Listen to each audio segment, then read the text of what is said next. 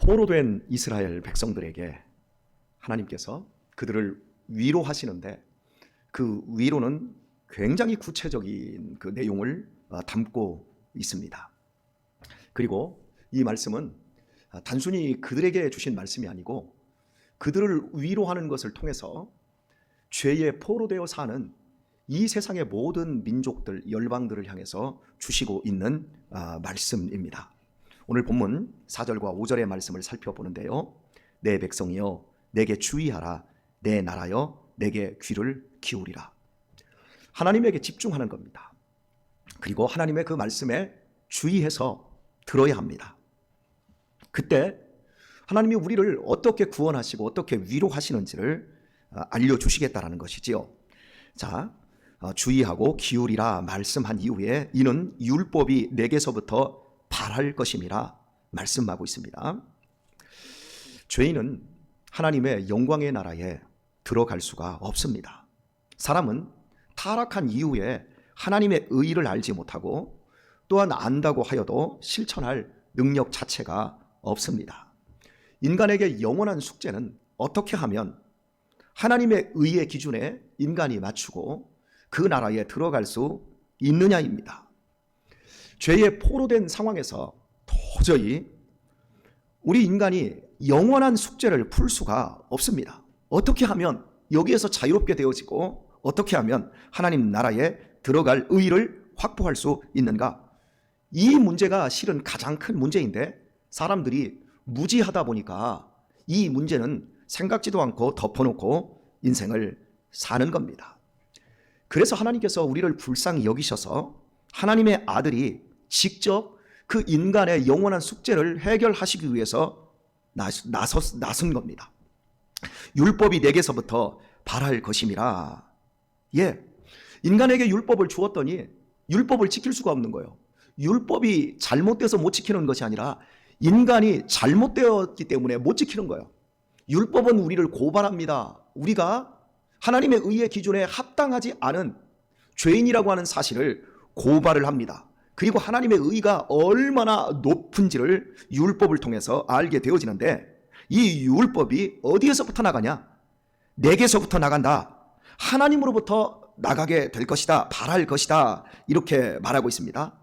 여러분, 발한다라고 하는 이 표현은 햇빛이 아침에 그 어두운 밤이 지나고 햇빛이 쫙 비칠 때 아침 햇살이 쫙 올라오는 그런 모습을 발한다 이런 표현을 쓰지 않습니까? 우리 아들들과 함께 이 국토종단을 하다 보니까 아침 일찍 해가 뜨기 전에 이제 시작을 할 때가 굉장히 많은데요. 그때 날이 이제 막 그 대관령에서 그 11월 그 말경에 대관령 쪽에 들어갔더니 새벽에 한 5시, 6시 그 사이가 영하 한 11도 정도가 되더라고요.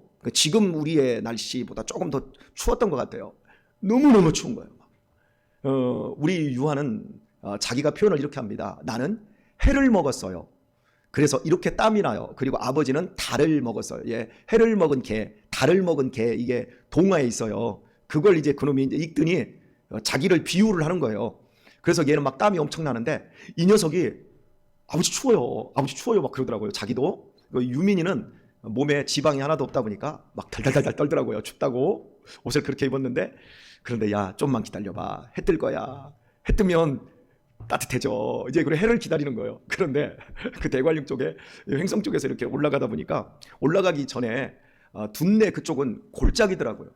그러다 보니까 해가 떴는데도 불구하고 다 산으로 가려져 가지고 10시가 넘어서야 햇살이 비치는 거예요. 그때까지 춥더라고요. 햇살이 딱 비치니까 굉장히 따뜻해지는 거예요. 율법 속에서 인간이 그 율법을 대할 때 가슴이 싸늘한 거예요. 이거 뭐 지켜도 지켜지지도 않고 지킨다고 해야 내 의의가 확보되는 것도 아니고 더욱더 한심한 내 존재가 고발되는 이 모습 속에서 그렇게 춥고 떨었는데 하나님의 아들이 그 하나님의 아들 속에서 나오는 그 율법으로 말미암아 인간들에게 비춰주는 그 따뜻함, 그 광명함이 드디어 드러나게 되는 거지요. 그 얘기를 지금 하고 있는 거예요. 그러면서 내가 내 공의를 만민의 빛으로 세우리라. 내 인간이 가진 나의 공의가 아니에요. 이 세상의 공의는요, 여러분에게 말씀을 처음에 드렸지만 힘으로 지탱되는 거예요. 여러분, 가난한 건 죄인이 아니지요. 가난한 사람은 죄인이 아니지요. 집 없는 사람은 죄인이 아니지요. 그지요? 그런데 집 없으면 부끄러워요, 안 부끄러워요? 부끄럽게 여긴단 말이에요. 부끄럽게 그 취급을 한단 말이에요. 그러면 여러분 생각해 봅시다. 집을 9채, 10채, 100채 가지고 있는 사람은, 건물까지 가지고 있는 사람은 여러분 착한 사람입니까? 의인입니까? 아닌데 그 능력이라고 하는 그 말의 의미 속에서 그 사람들은 굉장히 의인처럼 취급이 되어지는 사회.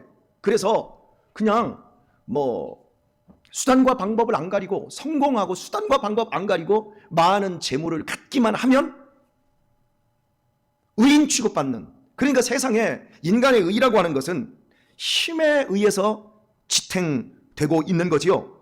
그런데 하나님의 의, 공의를 만민의 빛으로 세우리라 말씀해요. 어떻게 여러분 가난한 자가 복이 있어요? 심령이 가난한 자는 복이 있나니 이렇게 마태복음에서는 말을 했지만 누가복음에서는 가난한 자는 복이 있나니, 어떻게 가난한데 복이 있어요?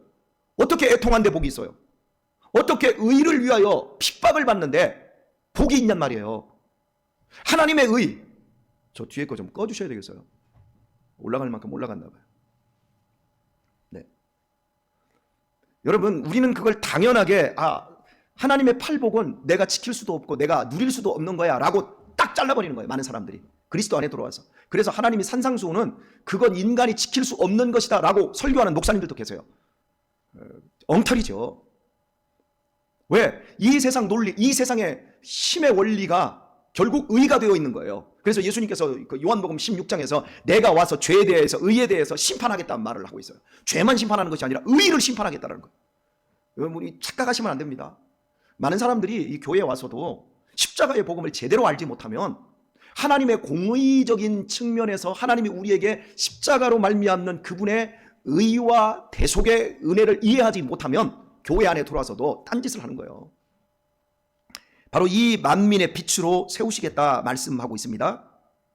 율법은 하나님이 비춰주시는 이 의는 율법, 예수님이 당신의 법으로 드러내는 그 속에서는 진리가 드러나는데, 이 진리가 드러날 때 사람들의 숨은 탐욕과 죄가 다 들통이 나게 되어집니다. 그리고 하나님의 의로움이 얼마나 강한지 나타나게 되어지지요. 모든 사람의 모순과 부끄러움들이 바로 이 만민의 빛인 예수님 앞에 드러나게 되어지는 거지요. 이 세상에 공의라고 하는 불의가 공의로 포장된, 아니면 정의로 포장된 이 불의가 복음 앞에 결국 부끄러움을 당하게 되어집니다.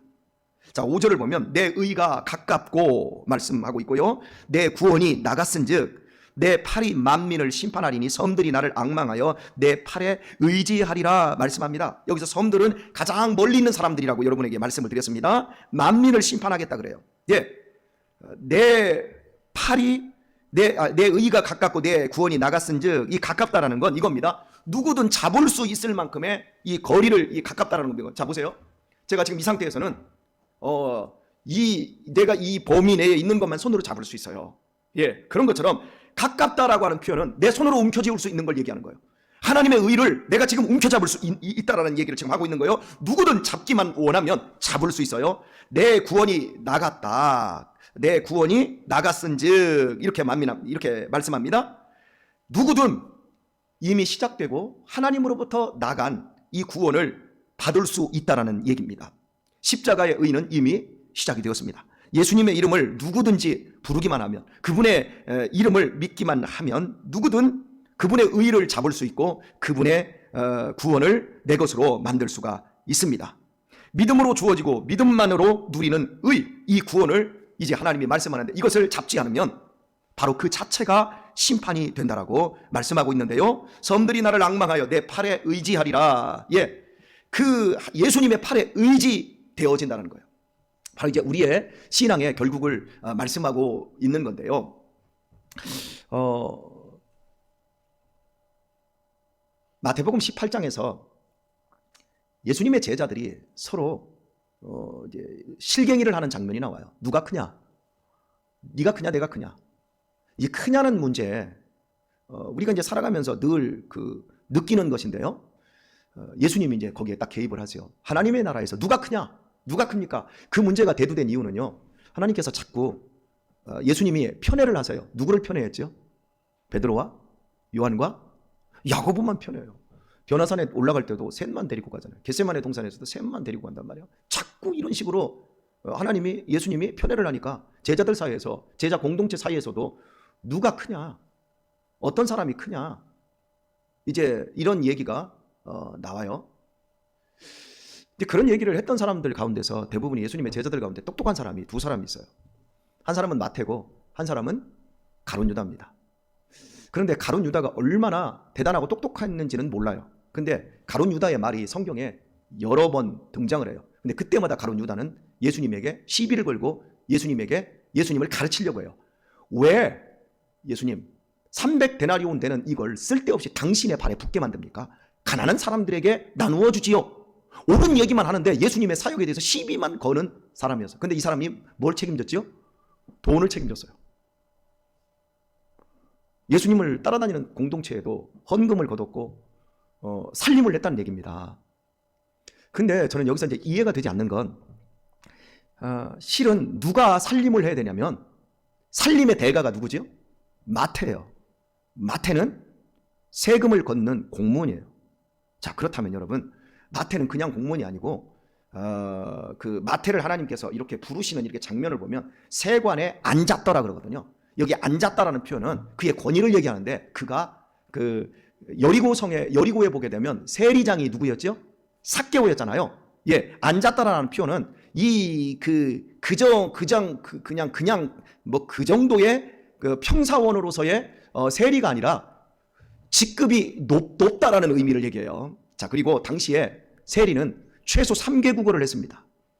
외국에서 이렇게 들어오는 사람들이 있으면 책상 딱 갖다 놓고 세관에 딱 앉아가지고 저 사람이 로마 사람이면 로마어를 하고 이 사람이 헬라 사람이면 헬라어를 하고 저 사람이 시리아 아람 사람이면 아람어를 하고 이런 식으로 해야 돈을 거둘 수 있지 않겠습니까? 그러니까 세리가 똑똑해요, 안 똑똑해요? 무진장 똑똑한데 어떻게 이런 똑똑한 세리를 제치고 가룟 유다가 살림을 할 수 있냔 말이에요. 그렇다면 이 가룟 유다가 더 똑똑할 수 있다라고 하는 가능성을 가질 수 있잖아요. 자, 그런데 제자 공동체는 교회를 보여주고 있는 거예요.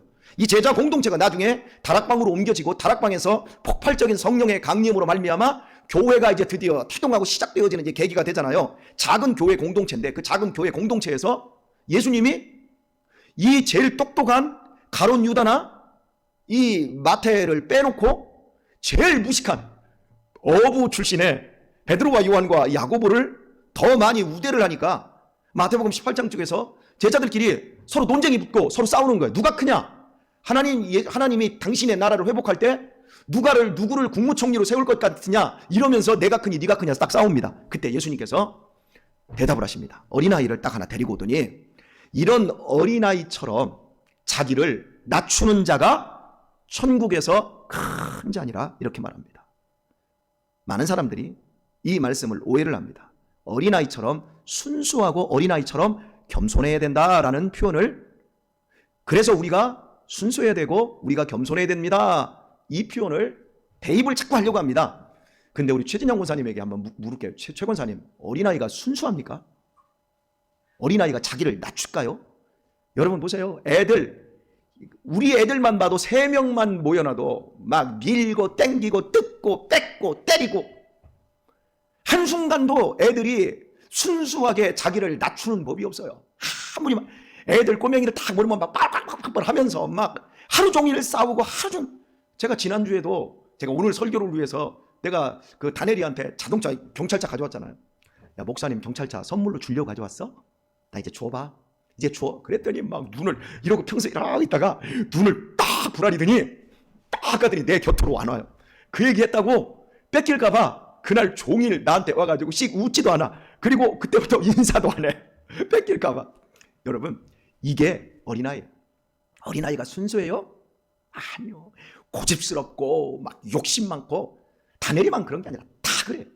그게 어린아이예요. 그런데 이 어린아이와 같이 자기를 낮춰야만이 천국에서 큰 자다.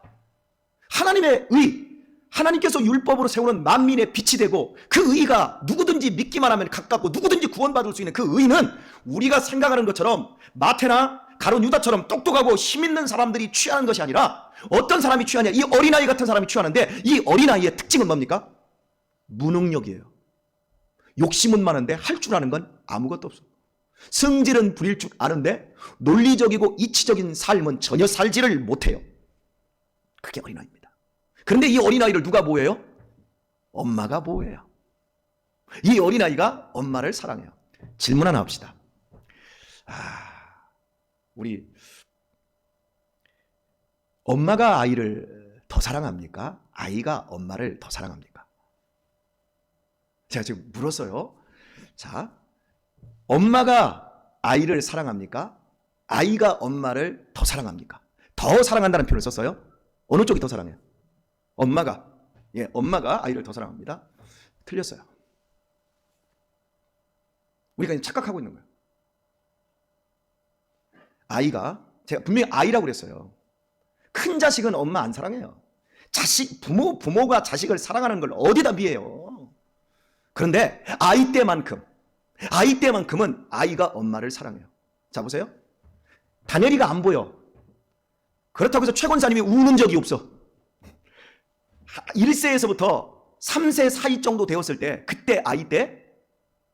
그때를 성경에서는 테크논이라고 해요. 아이를. 이 테크논, 아주 어린아이, 한 5살 정도도 안 된 이 어린아이를 딱 데려다 놓고 이 아이처럼 자기를 낮추는 자가 천국에서 크다. 그 아이가 되어야만 천국에 들어갈 수 있다, 이 말이에요.